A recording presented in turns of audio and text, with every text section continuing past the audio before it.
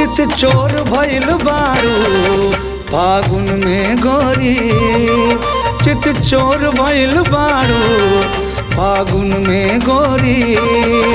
मधु मिश्री का दस चूहे ओटवा से रस चित कैलू चोरी, चित चोर भइल बारू फागुन में गोरी, चित चोर भइल बारू सावन में गोरी। मधु मिश्री का दस चूहे ओटवा से रस चित कैलू चोरी, चित चोर भइल बारू फागुन में गोरी, चित चोर भइल बारू सावन में गोरी।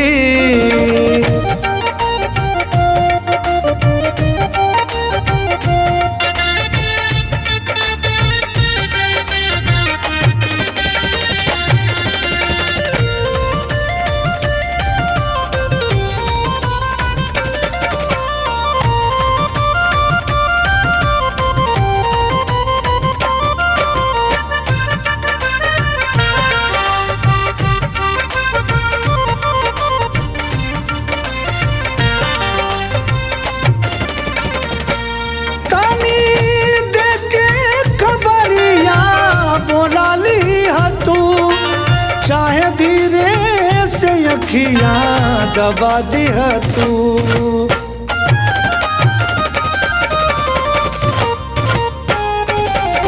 तनी देखे खबरिया बुला लिह तू, चाहे धीरे से अखियाँ दबा दिह तू। नेह हमरा से कबो लगा लिह तू, धुन प्रीत के कौनो सुना दिह तू। नहीं बस में बमन नचे हो के मगन तू सुना डालोरी, चित चोर भइल बारू सावन में गोरी, चित चोर भइल बारू फागुन में गोरी।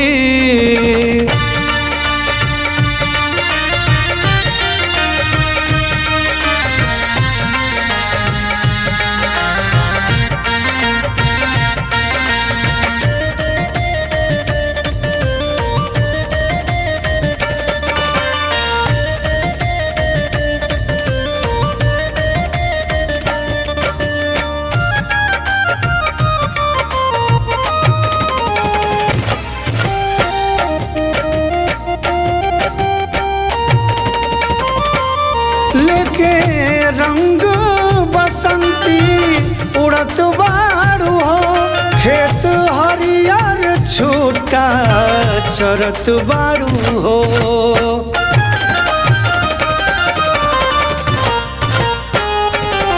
लेके रंग बसंती उड़त बारू हो, खेत हरियर छूटा चरत बारू हो। काहे दूसरा से जाके जुड़त बारू हो, सांस के डोरी तुरत बारू हो। कब कब करे मन बन पूर्वा पवन धानी बल जोरी, चित चोर भइल बारू फागुन में गोरी, चित चोर भइल बारू सावन में गोरी।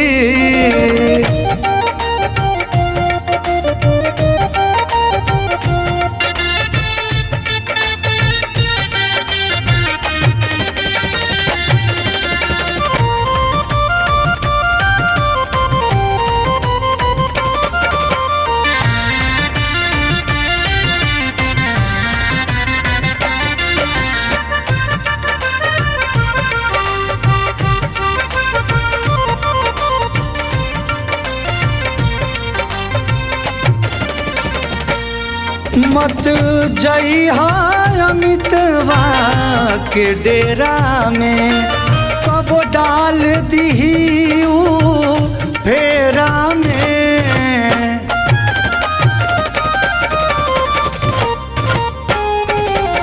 मत जइहा अमितवा के डेरा में, कब डाल दीही फेरा में। चाहे सझिया में चाहे सवेरा में, घेरी लबहिया के घेरा में। नदिया के तीर मिले आवा धीरे धीरे तू चुपे चोरी, चित चोर भइल बारू सावन में गोरी, चित चोर भइल बारू फागुन में गोरी।